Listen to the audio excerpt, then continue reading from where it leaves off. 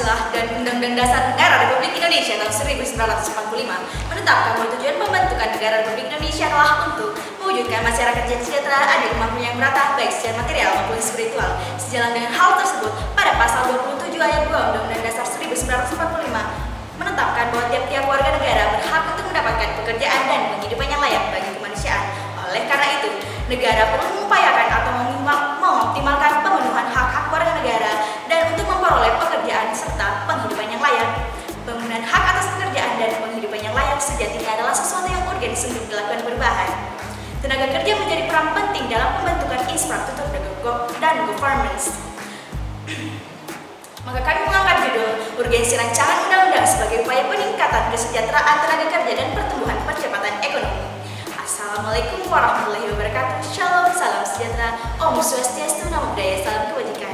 Kami dari Universitas Gadjah Mataram, tim B. Saya sebagai pembicara pertama dan di sebelah kiri saya Wahyu sebagai pembicara kedua dan di sebelah kanan saya Brilian Alvin Rohadat sebagai pembicara ketiga. Sejatinya, Undang-Undang tentang Ketenagakerjaan Nomor 13 Tahun 2003 tidak mampu menjawab permasalahan yang ada hingga saat ini. Makanya Omnibus Law lahir sebagai upaya pemerintah untuk pembangunan nasional yang akan datang. Salam dari kami, salam konstitusi.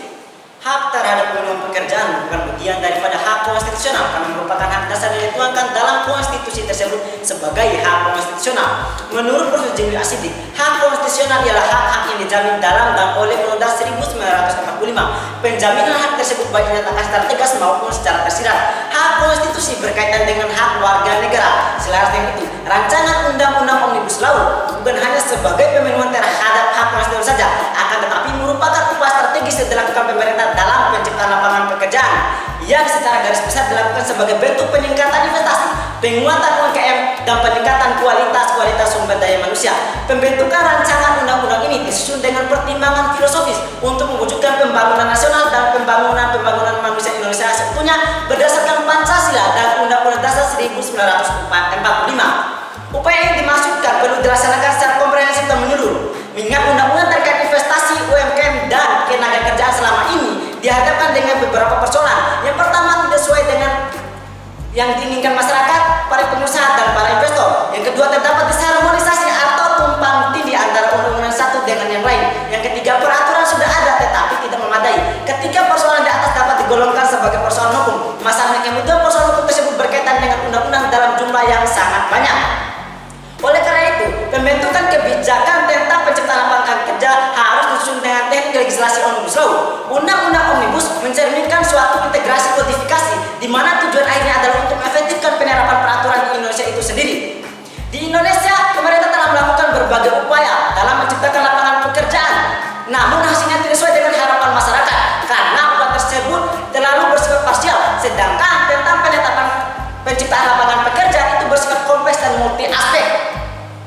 Kita sadar bersama bahwa di Indonesia kaya akan sumber daya alam. Bonus demografi yang begitu melimpah dapat memberikan jumlah tenaga kerja yang efektif. Jumlah penduduk yang sangat banyak adalah potensi pasar yang besar dan pembangunan infrastruktur yang dilakukan oleh pemerintah. PwC dan Bank Dunia mengisyaratkan bahwa pada tahun 2050 Indonesia berpotensi masuk urutan keempat dunia dengan perekonomian tertinggi.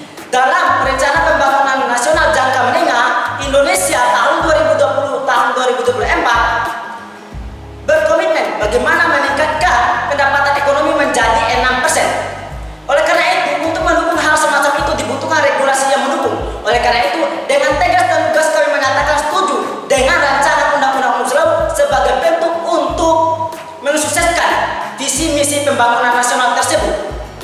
Prinsip the greatest happiness of the number merupakan pokok pemikiran dari Jeremy Bentham yang dimana menurut Bentham bahwa hukum yang baik adalah hukum yang memberikan kebahagiaan bagi banyak orang. Lebih jelasnya menurut Bentham, hukum yang baik itu memiliki 4 fungsi. Yang pertama yaitu to provide subsistence, yaitu memberikan penghidupan. Yang kedua yaitu to product abundance, yaitu menghasilkan pelimpahan. Yang ketiga yaitu to afford equality, yaitu memberikan kesetaraan. Dan yang terakhir yaitu to maintain security, yaitu menjamin keamanan. Jika dikaitkan pemikiran serta fungsi hukum baik dari Jeremy Bentham tersebut dengan produk rancangan Undang-Undang Omnibus Law Cipta Lapangan Kerja, maka sangat relevan. Sebagaimana terdapat dalam RUU Omnibus Law Cipta Lapangan Kerja dalam bab 2 yang disebutkan dalam pasal 2 telah menyebutkan beberapa asas fundamental tentang hukum yang baik.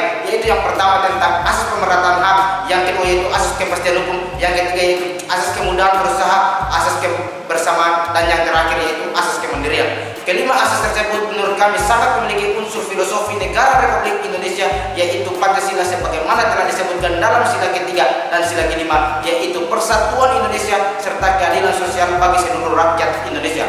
Maka untuk itu, izinkanlah kami untuk mempertegas posisi kami yang pro terhadap rancangan undang-undang Omnibus Law Cipta Lapangan Kerja. Ada pun beberapa poin-poin penting dari kami. Yang pertama terkait tentang upah minimum. Upah minimum yang dimasukkan dalam Omnibus Law ini tidak akan turun dan kenaikannya akan naik berdasarkan pertumbuhan ekonomi nasional. Sebagaimana telah diterangkan dalam Omnibus Law ini, pertumbuhan ekonomi nasional akan naik sebanyak 6%. Maka dari itu upah minimum akan naik serta pula. Yang kedua terkait outsourcing.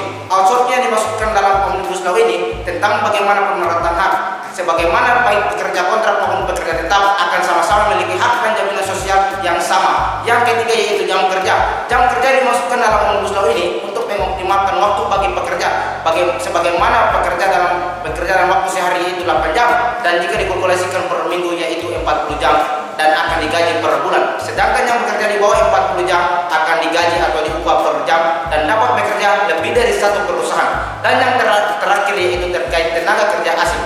Perlu kita ketahui bersama dan garis bawahi, tenaga kerja asing yang dimaksudkan dalam Omnibus Law ini adalah tenaga kerja asing yang memiliki keahlian dalam bidangnya, sebagaimana telah dijelaskan dalam RUU Omnibus Law Cipta Lapangan Kerja dalam pasal 4 ayat 4 huruf E. Kami memposisikan tim kami sebagai tim pro. Visi misi Indonesia Berjaya sebagai untuk urutan kelima kekuatan ekonomi dunia. Maka dengan adanya rancangan undang-undang Omnibus Law sebagai upaya pemerintah untuk meningkatkan pembangunan nasional dan pembangunan ekonomi. Assalamualaikum warahmatullahi wabarakatuh. Shalom, salam sejahtera, Om Swastiastu, Namo Buddhaya, salam kebajikan. Salam dari kami, salam